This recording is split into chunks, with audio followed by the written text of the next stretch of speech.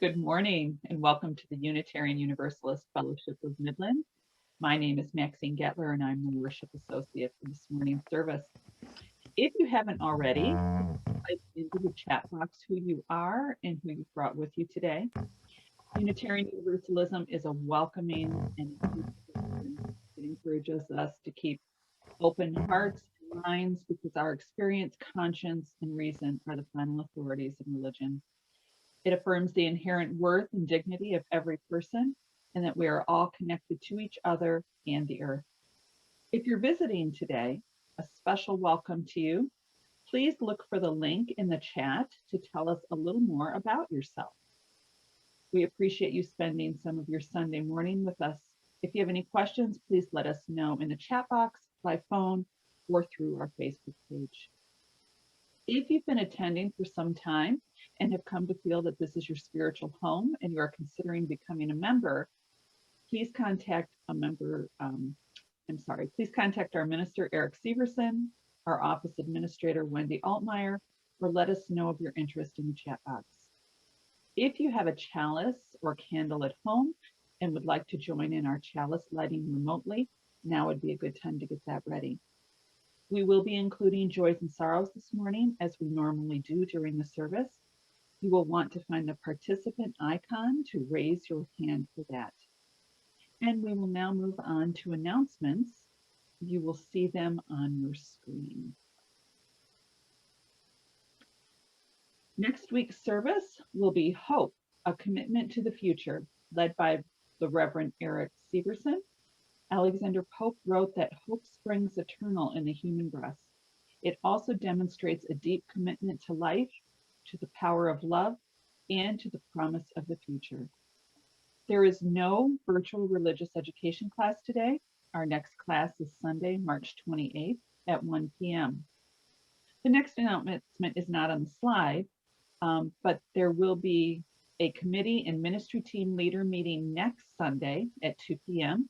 Leaders, please watch for an invitation later today. The UUFOM COVID-19 Task Force is looking at ways we can safely reopen. One metric we are looking at is the percentage of the congregation that has received their vaccination. If you have been vaccinated, please contact me. And now we have a special announcement from the auction committee.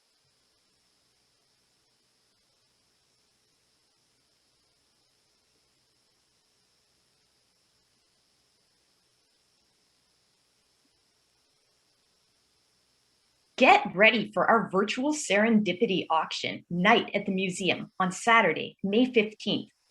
Who wouldn't want to Van Gogh to such a great event? We are pleased to announce that our charity this year will be Home to Stay, which fits with our fellowship's commitment to addressing homelessness in our local area. To make this auction a success, we need you all to donate items for us to auction off. All donations must be registered online by April 18th. So take a look at some of these ideas and enter your donations by following the link Wendy is posting, or go to next week's newsletter to find the link. Please remember that all in-person social gatherings should either be held outdoors with 6-foot distancing or should be held only once all participants are fully vaccinated. We now return you to your regularly scheduled announcements. Thank you, Sarah. The virtual fellowship office will be closed from Monday, March 29th through Monday, April 5th. If you have any pictures or content for the new website, please send them to office@uufom.org. Don't forget to fill out the photo release form. There will be a virtual building and grounds meeting today at 3 p.m. Further information and Zoom links can be found in our weekly Candle Flame newsletter or on our Facebook Friends group. After today's service, please go to uufom.org/Sunday feedback and provide feedback for today's service. Watch your email for more announcements in our Candle Flame newsletter. During the spring months, the newsletter will be circulated on Fridays. If you wish to be added to our newsletter or submit an article by Wednesday at 5 p.m.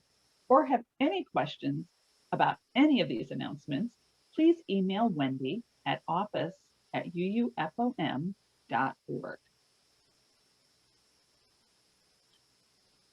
If you have a candle or chalice at home and would like to light it now, please do so.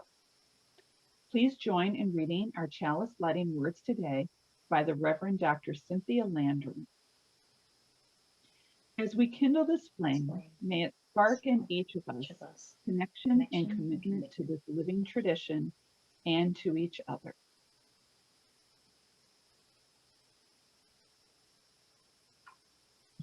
Now, Reverend Eric will share our opening words. Thank you, Maxine. Our opening words today are titled Witnesses of the World by the Reverend Tanya Marquez.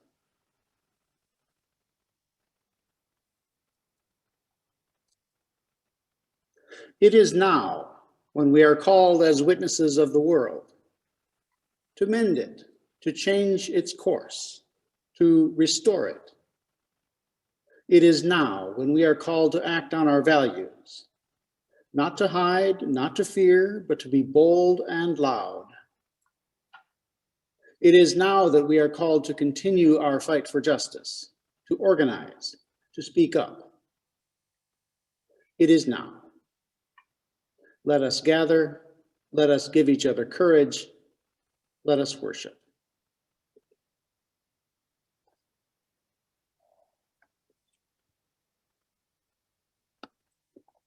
Thank you, Reverend Eric. With your mics muted, please join Melanie and Reverend Eric in singing our opening hymn, No Longer Forward Nor Behind, words by John Greenleaf Whittier and arranged by Valdemar Hill. Today's song is, I would bet, unknown to most of us today, so we're going to lead this in sections. Melanie will sing a part, and then we'll all repeat it for the first verse.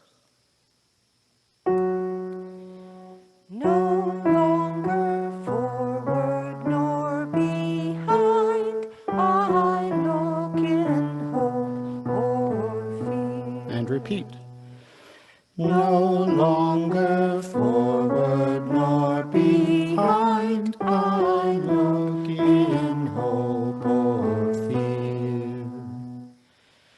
But grateful take the good I find, the best of now and here. And repeat.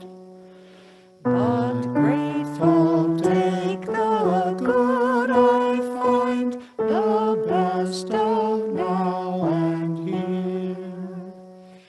I break my pilgrim staff, I lay aside the toiling oar. And repeat. I break my pilgrim staff, I lay aside the toiling oar. The angel sought so far away, I will come at my door. And repeat. The angel sought so far away, I will come At my door. And we'll give the second verse a try. Just hang in there. For all the jarring notes of life seem blending in a song, and all the angles of its strife so rounding into calm. And so the shadows fall apart, and so the west winds sway, and all the windows of my heart I open to the day.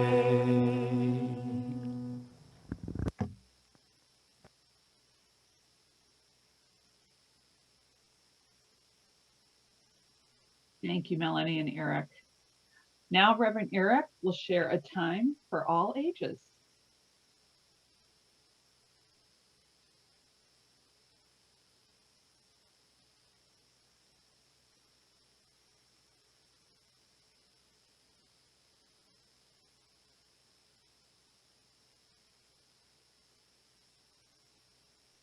There we go. Thank you.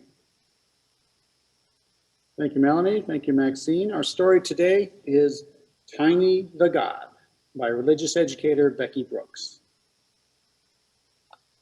Once upon a time, there was a teeny little itty bitty, very small, tiny little God named Tiny. She lived her life hearing stories of all the big gods, and, well, let's face it, she was jealous. She knew she needed to think of some kind of special spark of an idea that would make her existence meaningful. After watching humans for a long time, she hit upon something that might just work, something to make people think. Yeah, that Tiny has really got a good thing going. That was it. This was it. This was going to make her famous. Ready? Here it is. You are not alone. She took the form of a very light breeze, and in a voice so quiet, each person heard it only in their mind, she said, "You are not alone. You are not alone." People loved it. It was perfect, because who doesn't want to hear that? Pretty soon, Tiny was comforting people all over with, "You are not alone." Every evening, she took the form of the breeze and whispered it in people's minds. Until one day she encountered someone who wasn't comforted at all. When Miriam heard Tiny's words in her mind, instead of feeling comforted, she felt agitated. Something was just kind of off about it. She kept saying it to herself over and over, "You are not alone, you are not alone." She tossed and turned and couldn't sleep. The next morning, Miriam went to read the paper. And instead of skimming everything, she found herself drinking in every single story. She was only halfway through when she found herself crying. "I am not alone," she said. "I am not alone. I am connected to every one of these people. They live in my town and my country and my world. They love their children like I love mine. They're scared sometimes, and so am I. They hurt like I hurt. I am not alone. I can help." Tiny was surprised. It hadn't occurred to her that someone might think of it that way. Tiny kept watch over Miriam to monitor this interesting development. Miriam and a coworker met online in a meeting and talked about a law they hoped the Senate would pass. And Tiny noticed when Miriam wrote a letter to her senator about it right away. She noticed that when Miriam turned in her grocery order, she bought a few extra things for her neighbor and left them with a colorful note on their porch. She noticed that Miriam had tears in her eyes when she joined in her congregation's worship on her computer, and she heard her favorite hymn through the small speakers. Miriam got out her phone and made an extra donation to her congregation. Tiny watched as Miriam wrote postcards to friends and family near and far, waved to the dog walkers who passed her house, and strung up colorful lights in her living room window. But most importantly for Tiny, he noticed when Miriam received a phone call one evening from a friend he hadn't heard from in a long time. His voice was shaking. "I'm having a hard time," he said. He started to tell her about his troubles, but he began to cry. Miriam got herself comfortable in her favorite chair. "Take your time," she said. "I'll be on the line with you. You're not alone. I am here."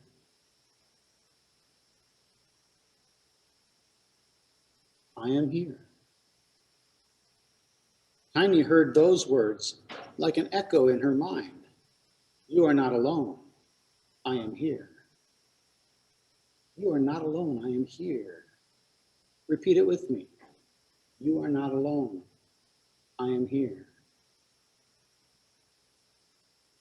In that moment, Tiny knew that she was nothing without Miriam's hands and heart and spirit.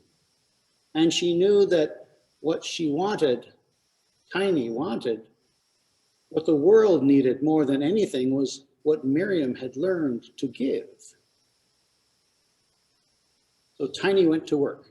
Instead of spending her evenings spreading the gospel of you are not alone, she spent her night times doing it too, and her mornings and afternoons.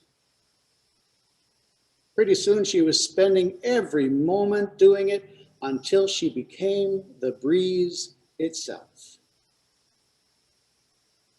And that is why there are no paintings of Tiny the God, no busts or holy books, just a breeze, a low voice, and many, many helping hands, loving hearts, and caring spirits.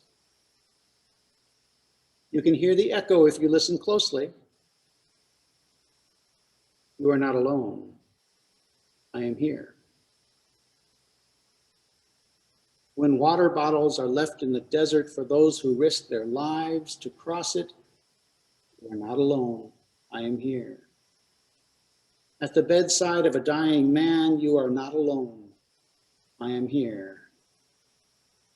In the jailhouse and the sanctuary, you are not alone. I am here.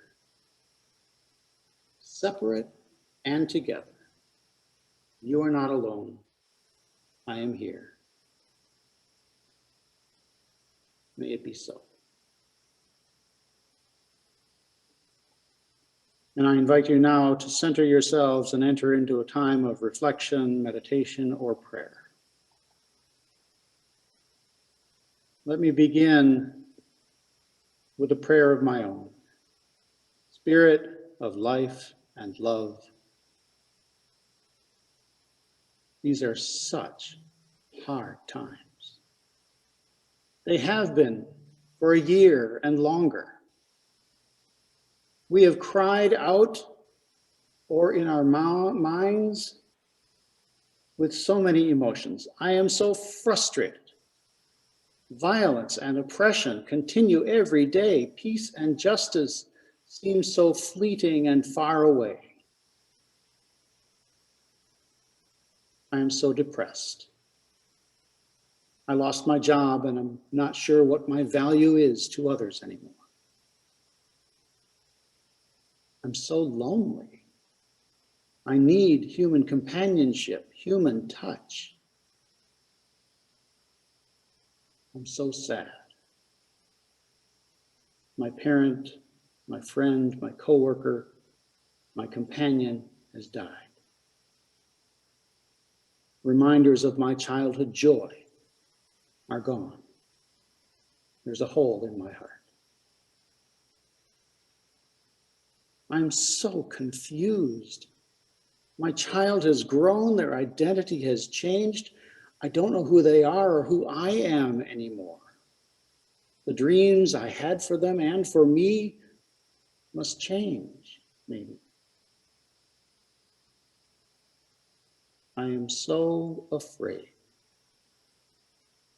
My brain and body are just not the same. The cancer has returned. I am afraid of embarrassment, afraid of the pain and the weariness, afraid of being a burden, afraid of what the future holds.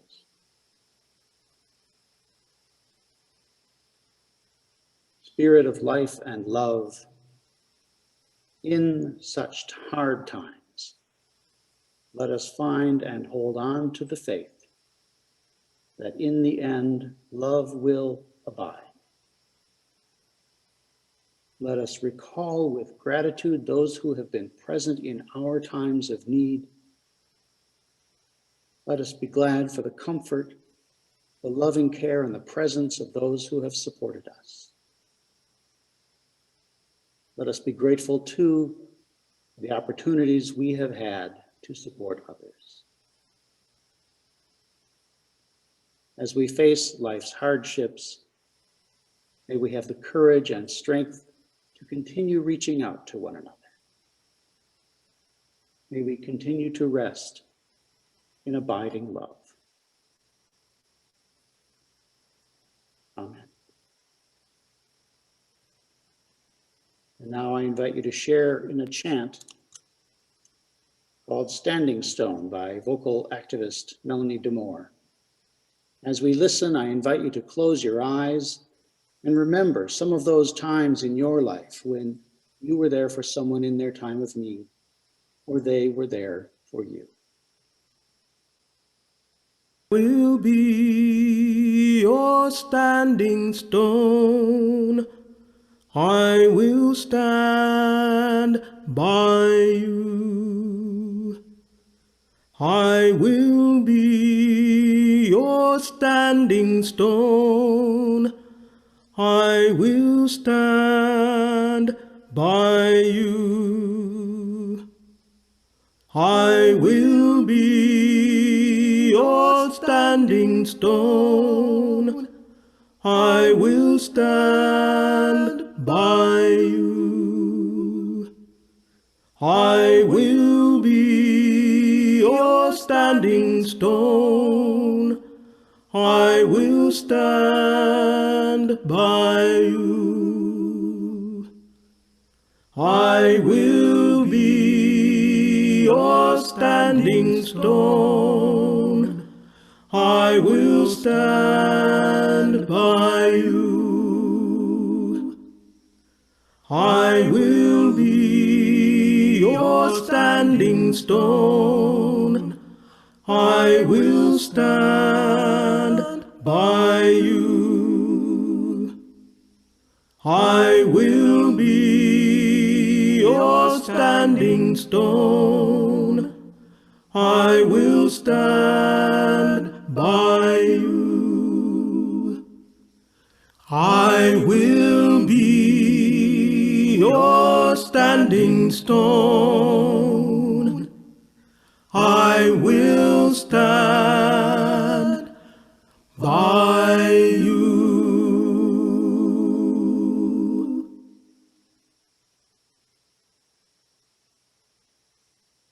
May it be so. Maxine will share our reading for today.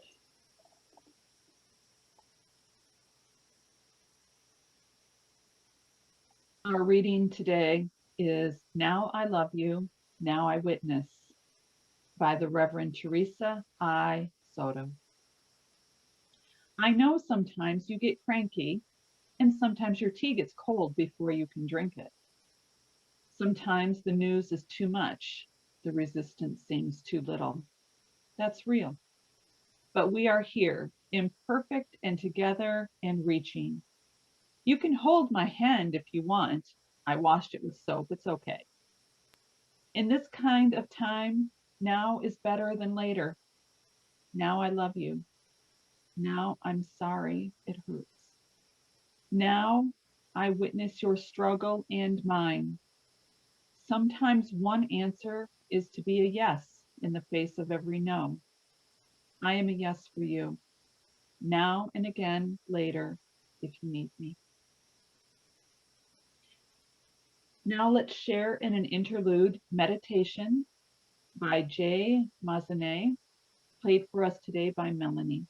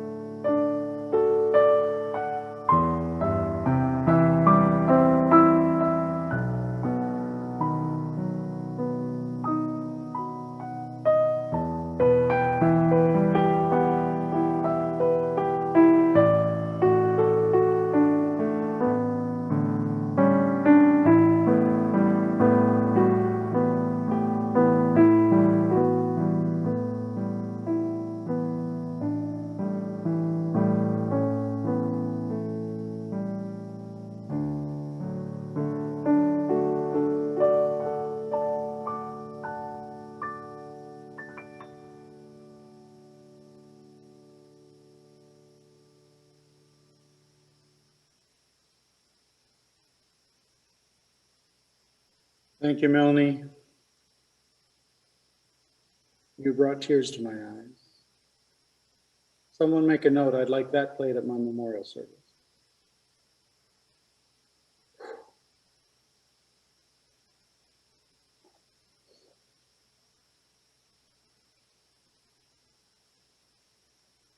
Being fired from my part-time position at a community theater many years ago was devastating for me. I was shocked and confused and frankly indignant that anyone would find cause to sack me. My first conversation was with my wife.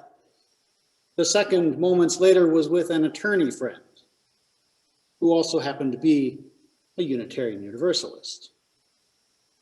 The two of them got me through the first few days, during which I waffled between shame and anger. This had happened during my parents' downward spiral with dementia. My sister was several states away, so I was the person in charge of handling their affairs. It didn't help that both of my parents were by then defensive and hostile to any suggestion that they needed help, even as they increasingly mishandled their meds, forgot to pay the bills, forgot where they left the car, and failed to maintain their small farm. As you can imagine, caring for their finances, housing, meals, transportation, medications, and medical care required a great deal of my time and attention. My supervisor at the theater, herself new to management, was clearly unhappy that her part-time box office manager was being pulled in several directions at once. So she fired me. I moped for days, which dragged into weeks. I worried about how to pay the bills and about my reputation, such as it was. I filed for unemployment compensation for the second time in my life. when the person who had fired me caused all manner of chaos by firing another key staff member, she was fired by the board of directors.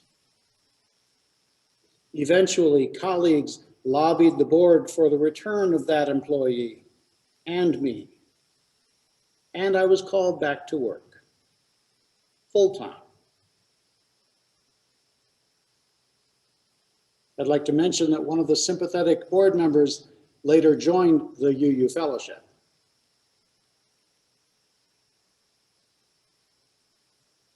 I doubt that I would have made it through this period, let alone be rehired, without the support of those around me.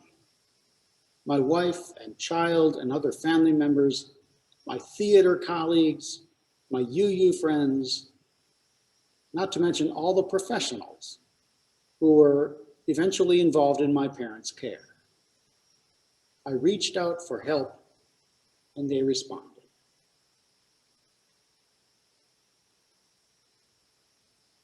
One of the worst parts of the current pandemic is that we have been isolated from one another. It is more difficult to be present to one another physically and emotionally in our fears and struggles. And one of the things we most need in such times of stress, fear, and frustration is recognition by others, affirmation of what we are going through. Tiny the God understood this. After watching humans for a long time, the tiny little itty bitty, very small God discovered the idea that would make her existence meaningful. She became a breeze, whispered into human ears, and learned that we find great comfort in hearing the words, "You are not alone." But then one human, Miriam, had an epiphany while reading the newspaper. She understood Tiny's message at an existential level. She was not alone, but connected in some way to everyone she read about. An appreciation of the interdependent web of existence that we affirm as Unitarian Universalists. Miriam was so inspired by the message that she took on as her life's purpose to help people. She advocated for a senator to support a law. She bought groceries for her neighbor. She was moved by her congregation's online worship service, so moved that she made an extra donation.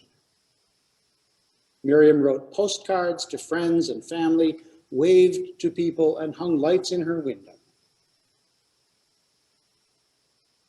But what impressed and inspired Tiny the God the most was when Miriam comforted over the phone an old friend who was having a hard time.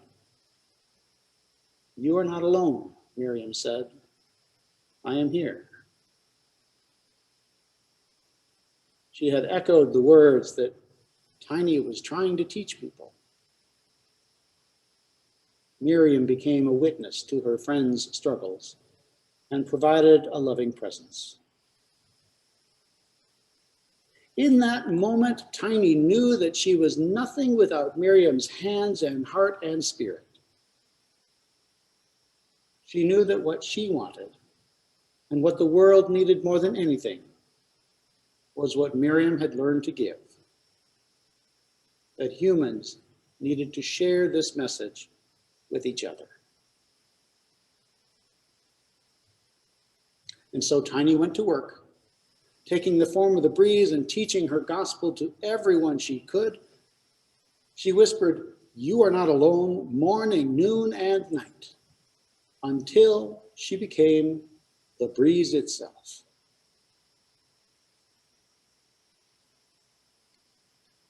Now, as an aside, I'd like to point out that Tiny joined several other gods in sacrificing herself for humanity.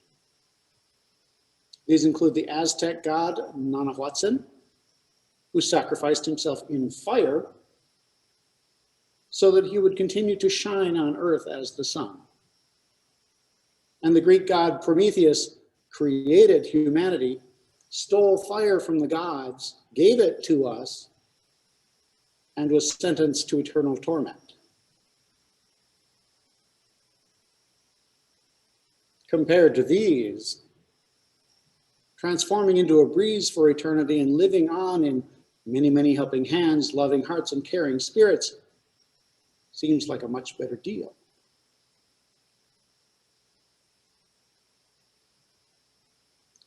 If we had been meeting in person this morning, I would have asked you all to share in a responsive reading by songwriter Amanda Udis Kessler.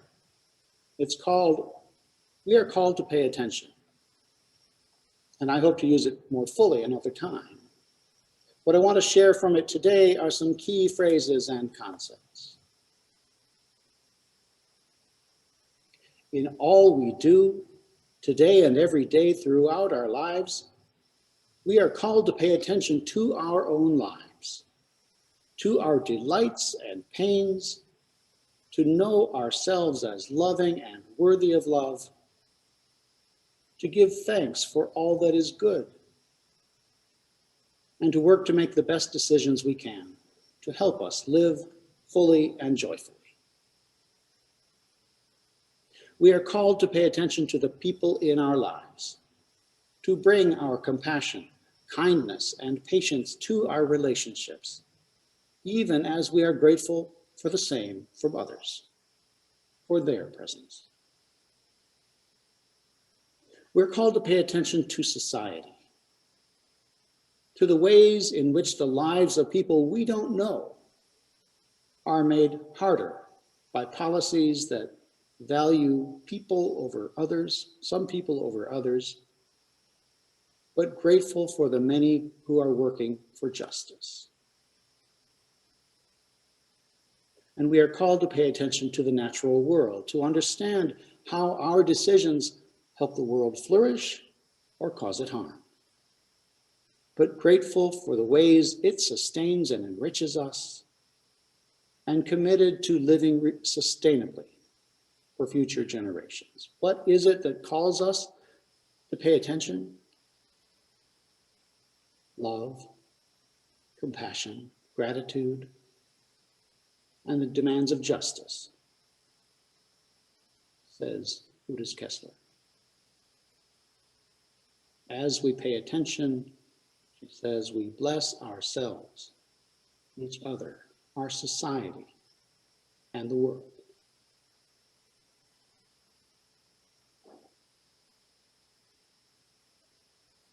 Now, how many of you have driven somewhere only to realize you've been on mental autopilot?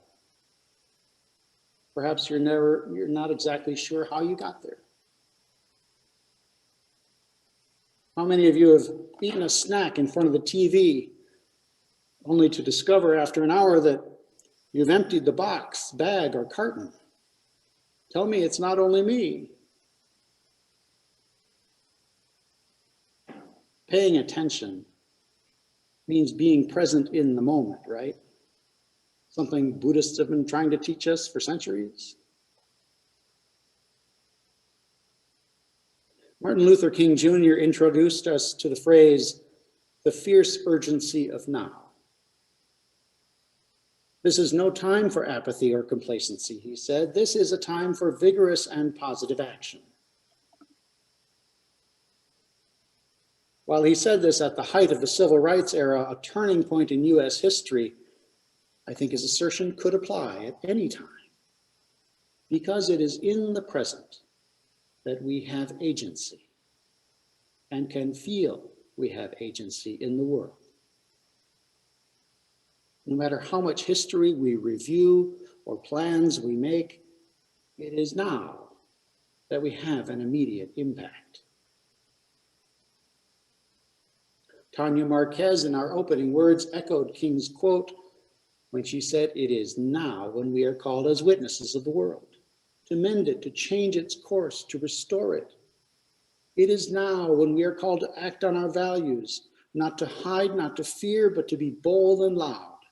It is now that we are called to continue our fight for justice, to organize, to speak up."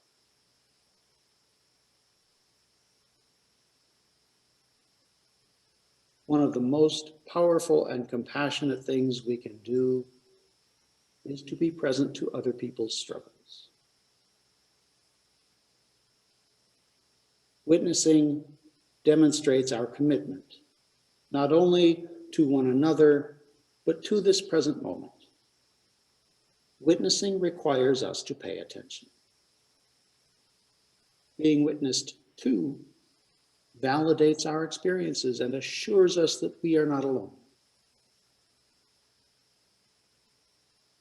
Yes, wrote Reverend Teresa Soto, sometimes you get cranky, sometimes the news is too much, the resistance too little. That's real. But we are here, imperfect and together and reaching. You can hold my hand if you want. I washed it with soap. It's okay. I am sorry it hurts. And I love you, she wrote. I witness your struggle and mine. I am a yes for you now. And again later if you need me.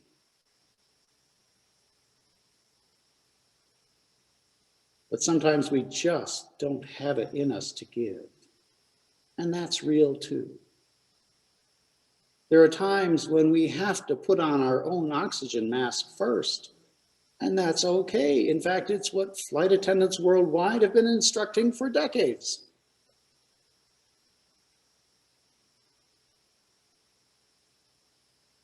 Family members, colleagues, and friends were there for me during the stresses and fears of caring for my parents and losing my job. During such hard times today, as we eventually emerge from the pandemic and go beyond, expressing and coping with so many emotions, I hope that we can do the same for one another. Not only resting, but living in the faith that love abides.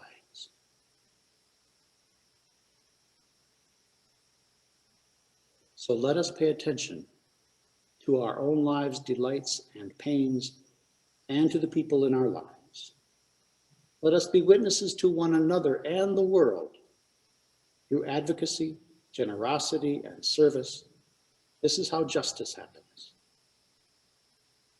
Let us maintain our connection and commitment to this living tradition and to each other. May we no longer look forward or behind in fear, but be grateful for the best of now and here. May the windows of our hearts be open to this day. Blessed be and amen.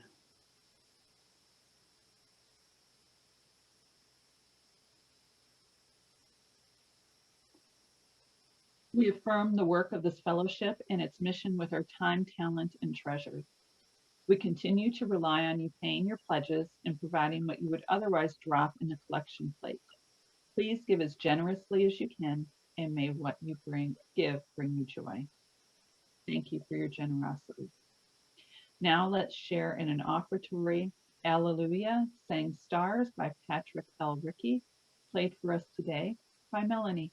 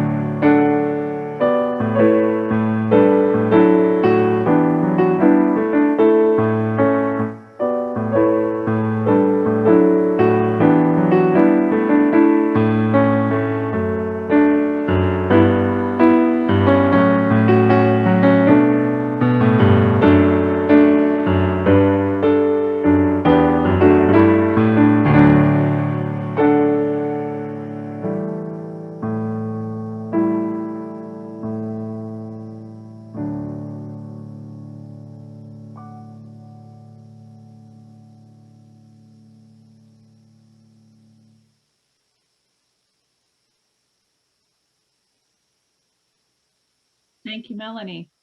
Now, with your mics muted, please join Melanie and Reverend Eric in singing our closing hymn, From All the Fret and Fever of the Day, by Monroe Beardsley and Cyril V. Taylor.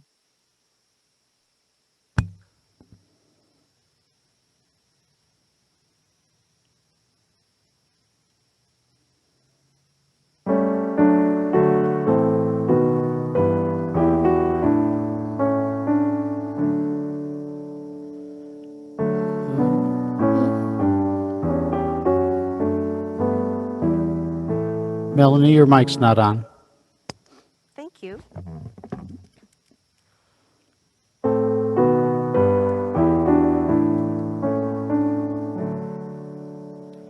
From all the fret and fever of the day, let there be moments when we turn away, and deaf to all confusing outer din, intently listen for the voice within.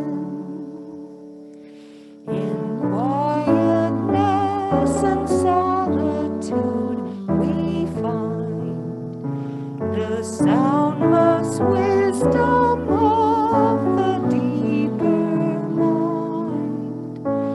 With clear harmonious purpose, let us then bring richer meaning to the world again.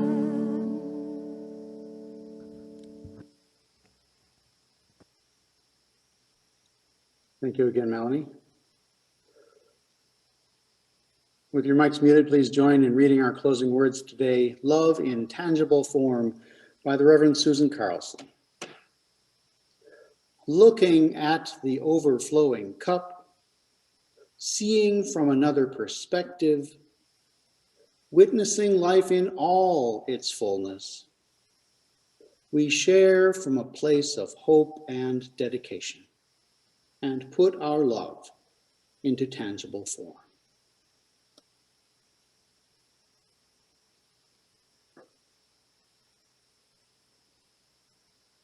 Thank you again to everyone who helped make this service possible. Thank you for joining us today. We invite you to stay to chat if you can. Whatever you may encounter in the coming week, please know that the love of this community goes with you. Until we're together again, many blessings. And Wendy now will share more information about supporting our fellowship.